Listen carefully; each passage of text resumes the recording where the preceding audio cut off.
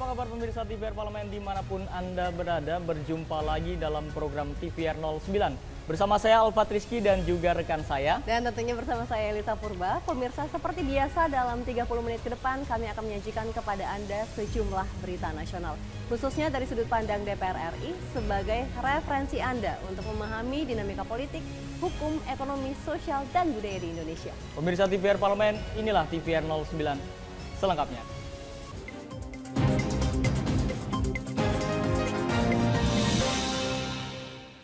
Pemirsa, kita awali TVR 09 pada pagi hari ini dari Badan Kerjasama Antar Parlemen yang menilai sidang umum AIPA ke-44 menjadi momentum penting yang dapat menciptakan kebijakan afirmatif bagi perempuan agar dapat berperan aktif dalam pembangunan di segala bidang.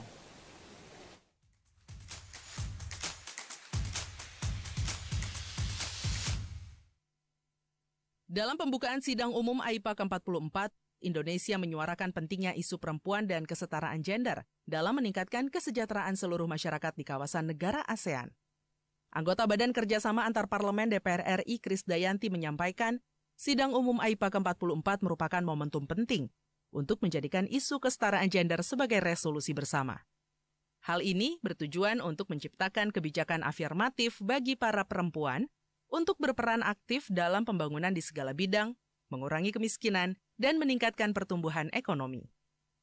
Bersama-sama untuk terus menyuarakan, artinya tidak saja women equality, tapi juga bagaimana kita sejajar dalam memberikan tanggung jawab dan meningkatkan kesejahteraan seluruh rakyat ASEAN.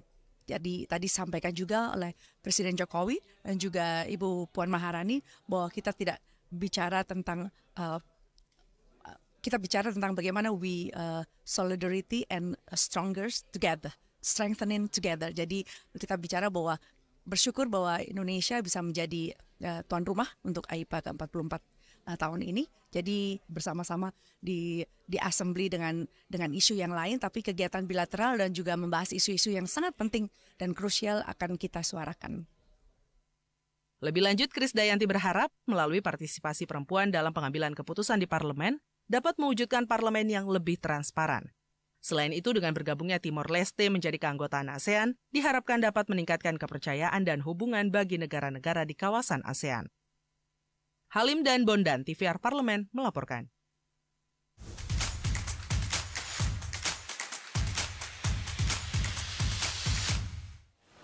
Pemirsa, Badan Kerjasama Antar Parlemen DPR RI berharap dengan adanya pijakan komprehensif penyelesaian konflik Myanmar yang telah dibuat melalui AIPA ke-44, ini dapat mengawal kelima konsensus ASEAN secara berkelanjutan, sehingga pada AIPA berikutnya solusi perdamaian Myanmar dapat lebih meningkat.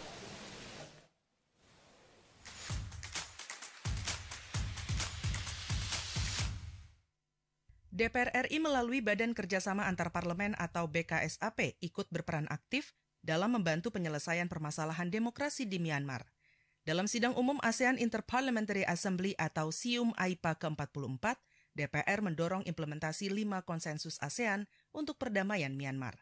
Wakil Ketua BKSAP DPR RI Putu Supatmarudana menyebut, melalui AIPA ke-44, Indonesia telah membuat pijakan komprehensif penyelesaian konflik Myanmar. Kelima konsensus ASEAN harus terus dikawal secara berkelanjutan, sehingga pada AIPA berikutnya di Laos, solusi perdamaian Myanmar dapat lebih mengikat. Yang kita kawal adalah continuation. Jadi bagaimana di Indonesia adalah menapaki awal dalam proses implementasi 5-point konsensus dan mendorong juga dari sisi Laos untuk melakukan engagement yang lebih komprehensif.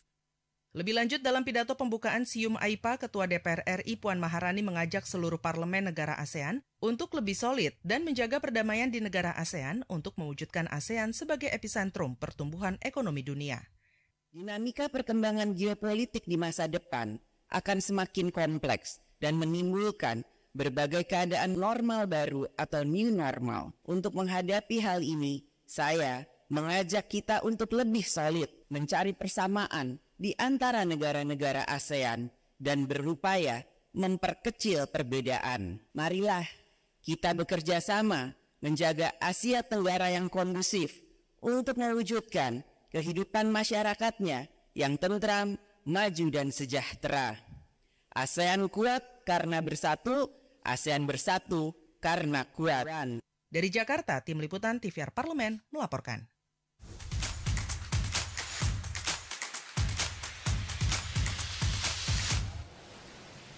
Baik pemirsa TVR Parlemen, Indonesia tercatat masuk ke dalam 10 negara terendah dengan tingkat literasi terendah di dunia. Dan informasinya akan kami hadirkan usai jeda. Tetaplah bersama kami di TVR 09.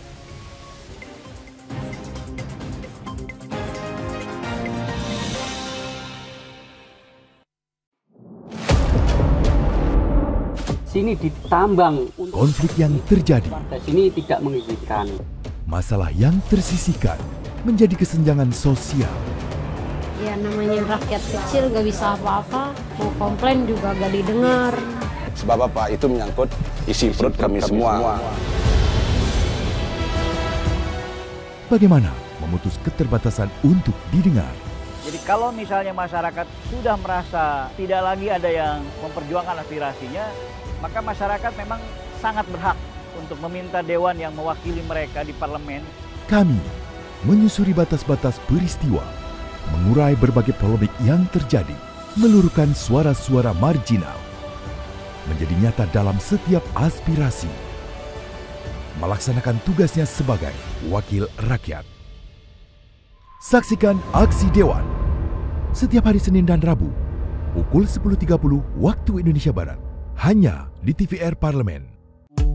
DPR RI memiliki fungsi diplomasi dalam menjalankan politik luar negeri sesuai dengan pasal 116 Undang-Undang MD3. Kontribusi aktif BKSAP DPR RI memainkan peranan penting dalam memenangkan persaingan global melalui IPU, IPA, IPPF, AIPA, dan PUIK. BKSAP memiliki komitmen yang tinggi dalam krisis kemanusiaan dunia. Fungsi diplomasi dijalankan untuk mendukung upaya pemerintah dalam melaksanakan politik luar negeri.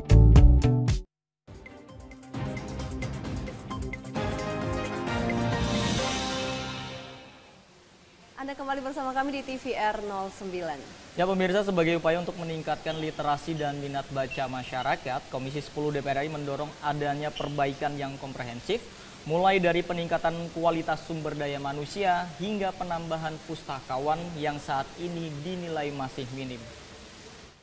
Indonesia dicatat masuk ke dalam 10 negara dengan tingkat literasi terendah di dunia. Berdasarkan indikator pendidikan Program for International Student Assessment atau PISA. Untuk itu Komisi 10 DPR RI menyebut panitia kerja atau panja peningkatan literasi DPR akan memperbaiki dan mengejar ketertinggalan ini. Anggota Komisi 10 DPR RI Eliza Saaduddin Jamal menyebut skor buruk ini seharusnya bisa menjadi alarm peringatan bagi pemerintah untuk mengevaluasi kurikulum pendidikan dan meningkatkan minat baca masyarakat.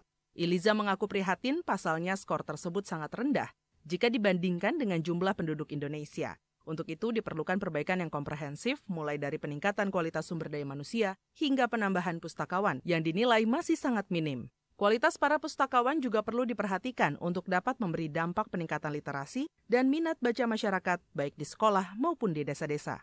Bahwasanya bagaimana kita ingin mengejar ketertinggalan dan kemudian juga keinginan pemerintah, yaitu keinginan Pak Jokowi bagaimana meningkatkan SDM unggul. Bicara SDM unggul kan nggak terlepas dari literasinya. Nah, budaya literasi kita kan masih sangat rendah. Pustakawan kita sangat sedikit, sangat kecil sekali. Belum lagi pustakawan sekolah, SDM dari pustakawan sekolah itu tidak mumpuni. Belum lagi ketika ditempatkan jadi kepala perpustakaan sekolah, itu adalah guru yang juga mengajar, sehingga perpustakaannya nggak terurus. Nah, itu kan menjadi kendala. Sebelumnya, hasil survei PISA 2018 menempatkan Indonesia di urutan ke-74, kemampuan membaca berada di posisi 74, kemampuan matematika di posisi 73, dan kemampuan sains berada di posisi 71. Panji dan Ade, TVR Parlemen melaporkan. Kita beralih ke informasi selanjutnya pemirsa. Komisi 4 DPR RI menilai kawasan hutan merupakan penopang kehidupan manusia yang harus dijaga keberlangsungannya. Oleh sebab itu Komisi 4 DPR RI berharap deforestasi tidak membawa dampak negatif pada ekosistem. Pemerintah berencana melepas 700.000 hektar kawasan hutan di Kalimantan Timur. Komisi 4 DPR RI meminta pelepasan ini memperhatikan dampak lingkungan sehingga tidak mengganggu keberlangsungan ekosistem dan mendatangkan bencana alam. Beberapa waktu lalu berbagai lembaga swadaya masyarakat atau LSM menyampaikan temuannya terkait rencana pemerintah untuk melepas lebih dari 700.000 hektar kawasan hutan di Kalimantan Timur yang dituangkan dalam Rencana Tata Ruang Wilayah atau RT-RW kepada Komisi 4. Wakil Ketua Komisi 4 DPR RI Budi Satrio Jiwandono menyebut hal ini tidak bisa dianggap sepele. Pemerintah harus memastikan deforestasi tidak membawa dampak negatif pada ekosistem. Pasalnya, kawasan hutan merupakan penopang kehidupan manusia yang harus dijaga keberlangsungannya.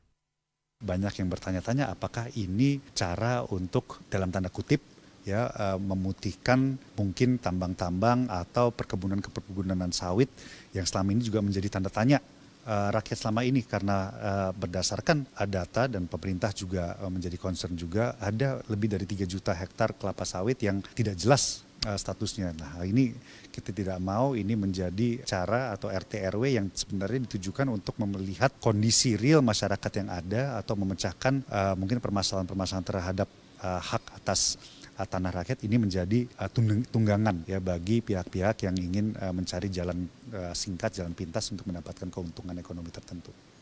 Lebih lanjut, Budi menyebut akan meminta penjelasan pemerintah terkait hal ini. Pelepasan hutan tidak boleh untuk kepentingan terselubung, seperti pemutihan usaha tambang ataupun perkebunan kelapa sawit.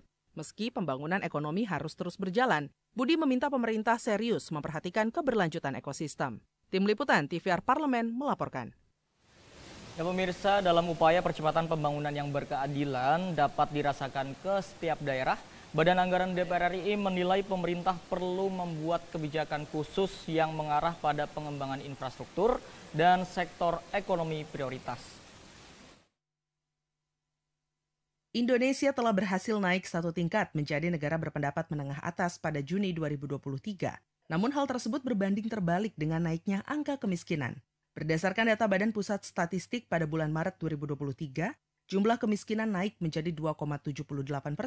Wakil Ketua Banggar DPR RI Cucun Ahmad Syamsurijal mengatakan, pada dasarnya masyarakat menengah ke bawah rentan terhadap gejolak ekonomi. Untuk itu, selain melakukan distribusi bantuan sosial, kebijakan pemerintah harus mengarah pada pengembangan infrastruktur dan sektor ekonomi prioritas, sehingga percepatan pembangunan yang berkeadilan bisa dirasakan setiap daerah. Perlu ada penanganan khusus bagaimana percepatan keadilan pembangunan, kemudian juga penanganan kehadiran negara di satu daerah itu betul-betul dirasakan. Kemarin masih banyak juga kayak Jawa Barat. Dana alokasi umumnya itu ada volume atau formula perhitungannya jumlah kabupaten kota. Kalau kita komparasikan jumlah kabupaten kota di Jawa Barat itu di bawah Jawa Tengah dan Jawa Timur. Jadi ada satu tata cara perhitungan untuk penanganan tadi infrastruktur, kemiskinan, kemudian juga layanan publik itu melalui skema dana alokasi umum ini sekarang udah bergerak bukan dihitung formulanya itu berdasarkan jumlah kabupaten kota tapi berdasarkan jumlah penduduk yang ada kemudian juga kondisi geografis wilayah tersebut. Lebih lanjut, Cucun berharap melalui kualitas infrastruktur yang memadai, pemerataan ekonomi yang menjadi program pemerintah dalam menurunkan angka kemiskinan dapat berjalan sesuai dengan target. Andri, TVR Parlemen, melaporkan. Pemirsa, Ketua DPR RI Dr. Honoris Causa Puan Maharani membuka sidang umum AIPA ke-44 atau ASEAN Interparliamentary Assembly yang bertemakan Responsive Parliaments for a Stable and Prosperous ASEAN. Dan pemirsa, informasinya akan kami hadirkan sesaat lagi. Untuk itu tetaplah bersama kami di TVR 09.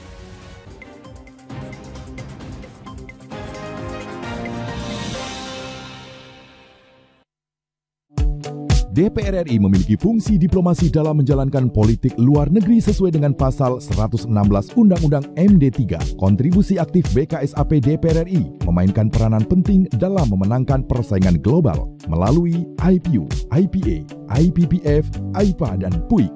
BKSAP memiliki komitmen yang tinggi dalam krisis kemanusiaan dunia. Fungsi diplomasi dijalankan untuk mendukung upaya pemerintah dalam melaksanakan politik luar negeri.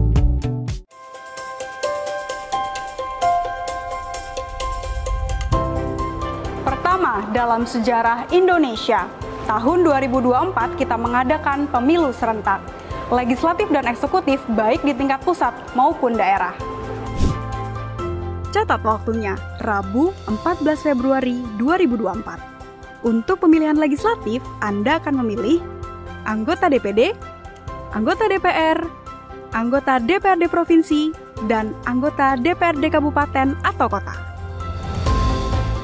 Selain pemilu legislatif, Anda juga akan memilih presiden dan wakil presiden loh pemirsa. Di bulan November, tepatnya Rabu 27 November 2024, juga akan diadakan pemilihan kepala daerah atau pilkada serentak.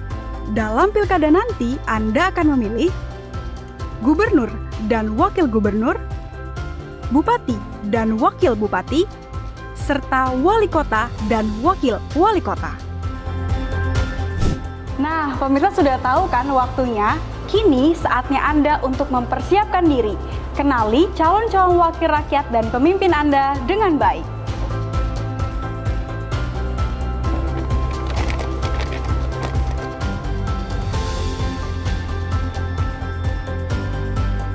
Jangan sampai kesempatan untuk memilih calon wakil rakyat dan pemimpin Anda terlewat begitu saja. Ayo ramaikan Pesta Demokrasi Pemilu 2024 dengan meriah.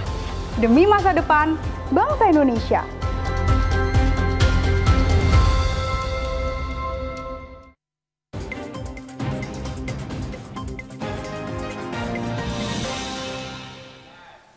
Anda kembali bersama kami di TVR 09. Ya pemirsa, sidang umum AIPA ke-44 yang digelar di Indonesia ini dihadiri oleh 9 parlemen dari seluruh negara anggota AIPA kecuali Myanmar pemirsa, serta akan hadir pula 18 dari 20 negara peninjau. Dan terdapat pula sejumlah agenda strategis tentunya ya Alfa dan juga pemirsa yang akan dibahas dan menjadi perhatian dalam pertemuan AIPA ke-44 ini. Dan pemirsa diantaranya itu adalah terkait solidaritas dan juga persatuan negara-negara di kawasan Asia Tenggara. Dan pemirsa, untuk mengetahui informasi selengkapnya, mari kita simak laporan mendalam yang telah dihimpun oleh tim redaksi TVR Parlemen dalam segmen editorial Parlemen berikut ini.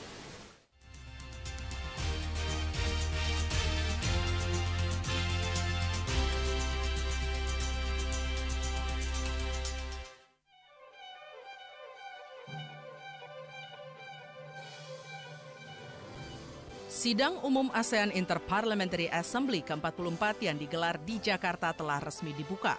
Ketua DPR RI sekaligus Presiden AIPA ke-44, Puan Maharani, mengajak parlemen anggota AIPA untuk lebih solid dengan mencari persamaan di antara negara-negara ASEAN dan berupaya memperkecil perbedaan.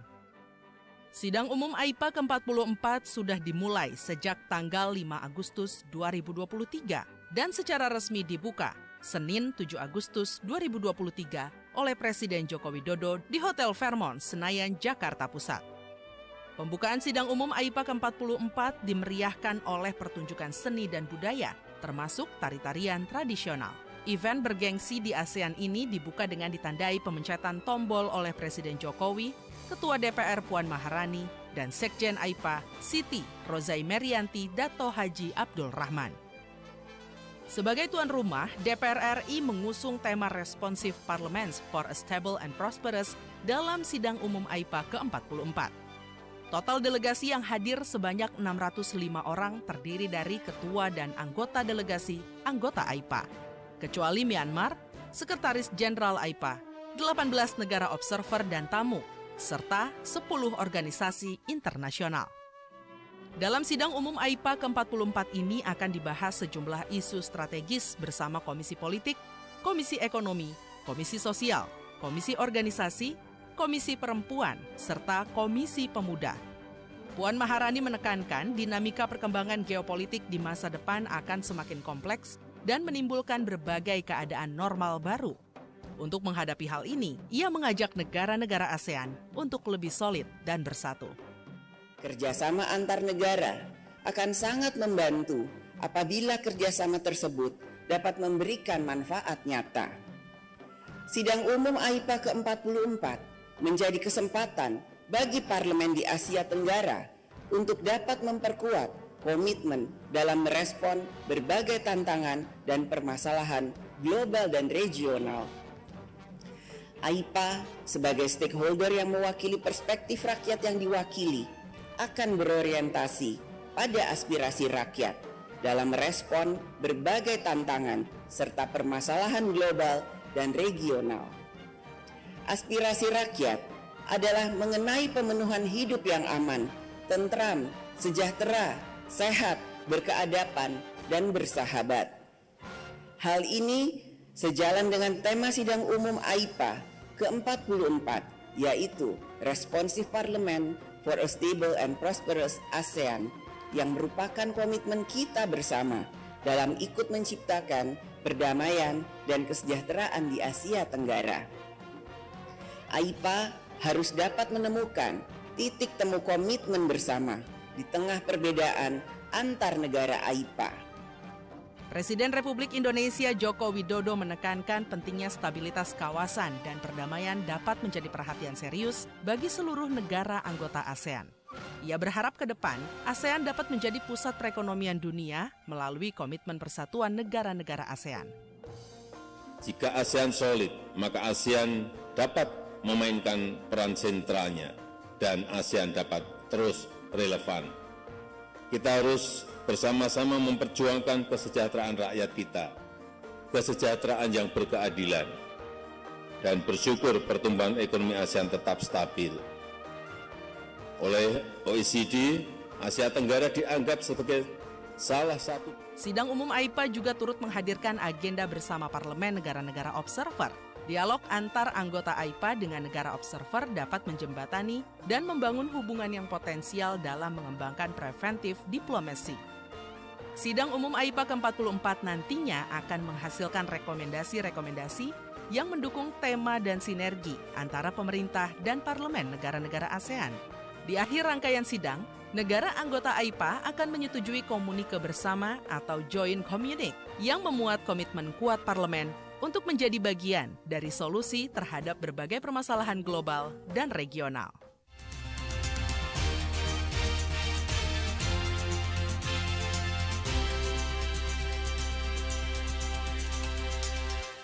Ya Elisa dan juga pemirsa, seperti yang kita tahu bahwa Indonesia ini dulunya adalah wilayah Hindia Belanda dan terdiri dari beberapa kerajaan-kerajaan yang tersebar di seluruh Indonesia. Benar, banyak sekali kerajaan yang tersebar dan juga berkuasa mulai dari ujung barat hingga ujung timur Indonesia.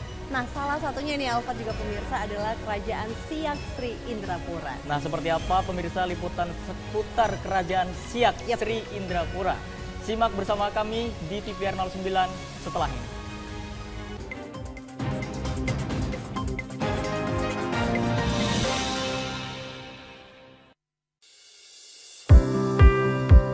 Mengenal tugas dan fungsi DPR RI. Dewan Perwakilan Rakyat atau DPR adalah lembaga negara yang mewakili aspirasi rakyat. Kehadiran DPR RI merupakan salah satu bukti bahwa Indonesia merupakan negara demokrasi. Sebagai salah satu lembaga perwakilan rakyat, apa saja tugas dan fungsi yang diemban DPR RI? Berdasarkan pasal 20A ayat 1 Undang-Undang Dasar 1945, DPR memiliki 3 fungsi, yakni fungsi legislasi, anggaran, dan pengawasan. Tugas dan wewenang DPR berbeda untuk setiap fungsinya. Yang pertama, fungsi legislasi. Menyusun program legislasi nasional atau prolegnas, menyusun dan membahas rancangan undang-undang, menerima rancangan undang-undang yang diajukan oleh DPD, membahas rancangan undang-undang yang diusulkan oleh Presiden ataupun DPD, menetapkan undang-undang bersama dengan Presiden, menyetujui atau tidak menyetujui peraturan pemerintah pengganti undang-undang yang diajukan oleh Presiden untuk ditetapkan menjadi undang-undang. Yang kedua, fungsi anggaran. Memberikan persetujuan atas rancangan undang-undang tentang APBN yang diajukan oleh Presiden. Memberikan persetujuan terhadap pemindah-tanganan aset negara maupun terhadap perjanjian yang berdampak luas bagi kehidupan rakyat yang terkait dengan beban keuangan negara. Menindaklanjuti hasil pemeriksaan atas pengelolaan dan tanggung jawab keuangan negara yang disampaikan oleh BPK. Memperhatikan pertimbangan DPD atas rancangan undang-undang tentang APBN dan rancangan undang-undang terkait pajak, pendidikan, dan agama. Yang ketiga, fungsi pengawasan. Fungsi pengawasan, DPR bertugas melakukan pengawasan terhadap pelaksanaan Undang-Undang APBN dan kebijakan pemerintah, serta membahas dan menindaklanjuti hasil pengawasan yang disampaikan oleh DPD. Demikian penjelasan tentang tugas dan fungsi DPR menurut Undang-Undang. Informasi ini dipersembahkan oleh TV dan Radio Parlemen, Biro Pemberitaan Parlemen, dan Sekretariat Jenderal DPR RI.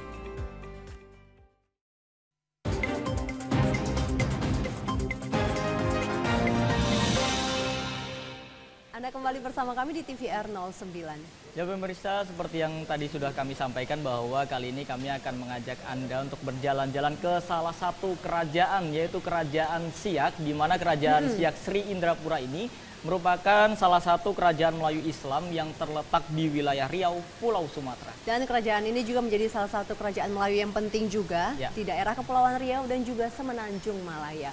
Dan pemirsa, jika pemirsa berkesempatan ya untuk mengunjungi istana tersebut, tentunya akan menemukan kemegahan dan keanggunan yang dituangkan dalam arsitektur bangunan ini yang dapat memperlihatkan pengaruh budaya yang kuat dari Kerajaan Siak ini. Dan tentunya penasaran bagaimana pemirsa? Berikut liputannya dalam segmen Intips, informasi dan tips untuk Anda.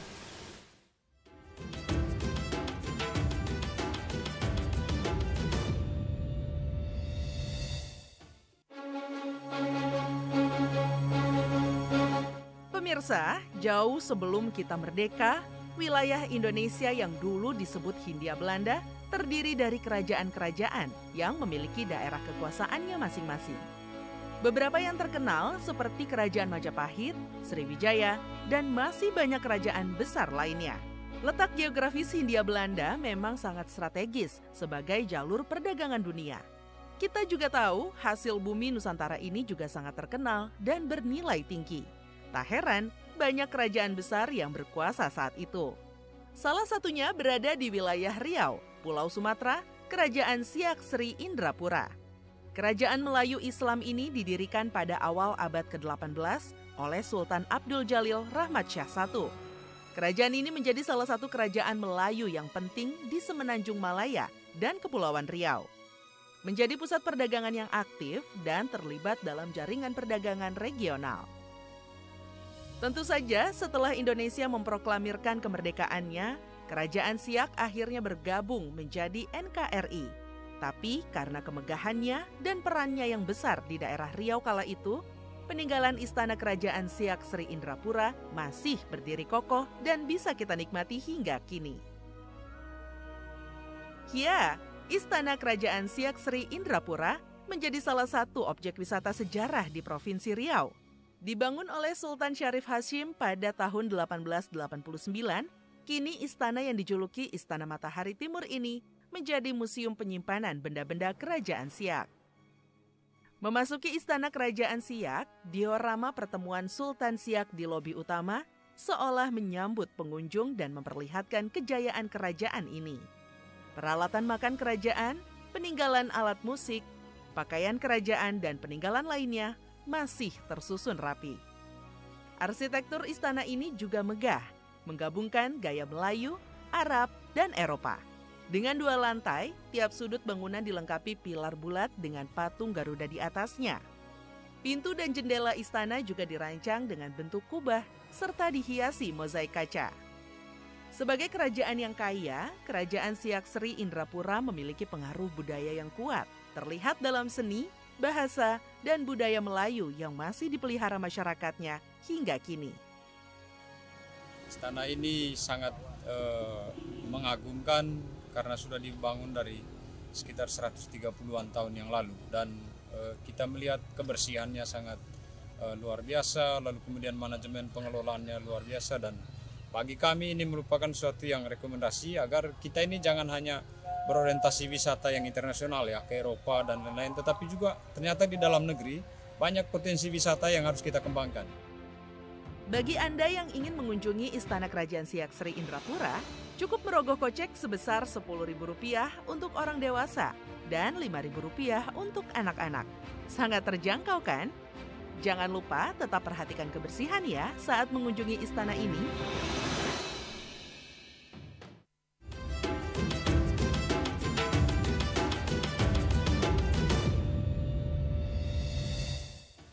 Pemirsa, hari ini DPR RI masih mengadakan sidang umum AIPA ke-44 dan untuk mengetahui informasi lebih lanjut mengenai agenda dari AIPA pada hari ini, kami telah terhubung dengan rekan kami Nazia Sudirja yang akan melaporkan langsung dari Fairmont, Jakarta. Silakan Nazia.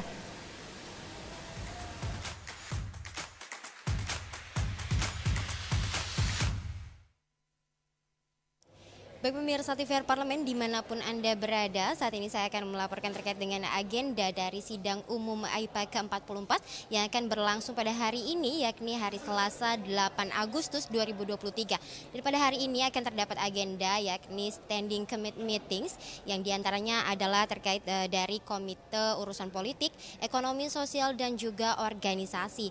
Dan kemudian juga akan terdapat agenda pertemuan atau meetings dari yang Parliamentarian of AIPA yang akan dipimpin oleh Bapak Gilang Dila Farares, dan selanjutnya juga akan ada talk show yang juga akan dibawakan oleh Bapak Gilang Dila Farares juga, dan setelah talk show akan dilanjutkan dengan makan siang dari delegasi WAIPA yang akan dipimpin oleh ketua dari WAIPA sendiri yaitu Ibu Irene, dan juga makan siang yang akan dihadiri oleh para delegasi yang hadir di sidang umum AIPA ke-44 ini. Selanjutnya juga akan ada bincang-bincang dengan negara observer seperti Australia, Azerbaijan, Belarus dan juga Kanada. Dilanjutkan juga dengan diskusi atau bincang-bincang juga dengan negara observer seperti dari China, Eropa dan juga Georgia. Dan nantinya juga akan ada talk show dengan delegasi dari Young Parliamentarians of AIPA, dan dilanjutkan lagi dengan bincang-bincang dengan negara observer seperti Jepang, Maroko dan Nepal pemirsa. Nantinya juga akan ada talk show kembali dengan delegasi dari AIPA dan akan diakhiri dengan gala dinner atau makan malam yang akan dihadiri oleh seluruh tamu undangan dari AIPA ini. Dan seperti yang diketahui bahwa kemarin juga sudah terdapat beberapa agenda, yakni agenda puncak, yaitu adalah opening ceremony yang dibuka oleh Presiden Republik Indonesia Joko Widodo, yang dilanjutkan dengan makan siang yang dihadiri oleh seluruh delegasi. Kemudian juga ada pertemuan dari WAIPA yang dipimpin oleh ketua dari WAIPA, dan juga terdapat beberapa talk show yang dibawakan oleh ketua BKSAP yaitu Bapak Fadlizon, dan diakhiri juga dengan gala dinner atau makan malam yang dihadiri oleh seluruh tamu undangan dari sidang umum AIPA ke-44 ini pemirsa. Nah, oleh karena itu terus saksikan dan juga ikuti terus perkembangan dari kegiatan ataupun agenda dari sidang umum AIPA ke-44 ini di TVR Parlemen tentunya. Dan saya Nazia Sudirja melaporkan untuk TVR Parlemen.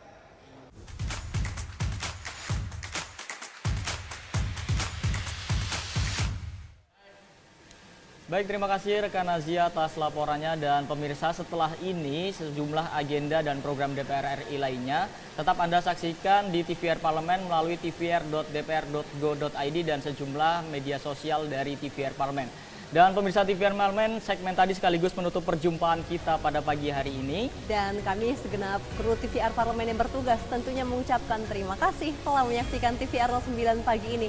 Ada saya Elisa Purba, juga rekan saya Selva Rizky. Pemirsa, sampai berjumpa kembali di TVR 09 esok pagi.